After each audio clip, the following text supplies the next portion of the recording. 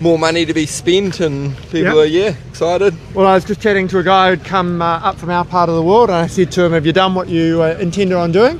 He said, yep, made the purchase. He was after a pole shed, so it's good to see that investment boost coming through, people actually buying stuff. Yeah, and well, now that they can take 20% off year on year for 5 first years. First year 20%? First year 20%, and then you get your ongoing depreciation after that. Right. So depending on what you're buying will depend on what that ongoing depreciation is.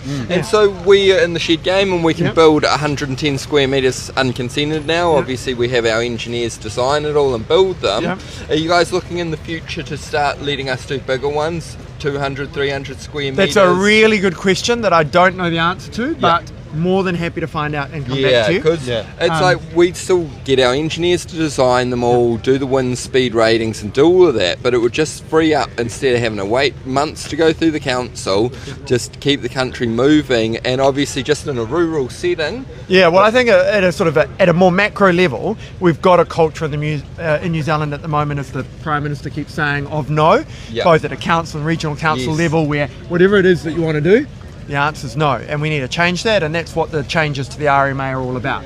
Not saying it's going to be free reign, so don't necessarily know the specific answer for your question, but as a general premise, we need to be saying yes to things to make New Zealand a more productive place, because the only way we can actually provide the sort of health and education and other services we need as a first world country for our citizens is if we've got an economy that can pay for it. So, that's what the RMA changes and the other stuff that we're doing is all about. Nice, cool. And specifically, what are you doing here? You just like wandering in the streets talking to people, or are you shaking hands, kissing babies? There's a little bit of that going. I've got to practice the kissing babies thing because we've got one due in 3 weeks. Nice, so congratulations. I've got to reconnect with that.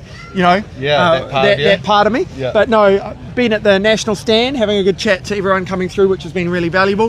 Heading now through to Zespri, because there's a bit of kiwi fruit in my part of the world. So I'm the Member of Parliament for Wanganui, so that includes South Taranaki and Stratford. So a big bit of dairy, big bit of sheep and beef, a little bit of hort, bit of kiwi fruit, stuff like that. Heading around to have a chat to them.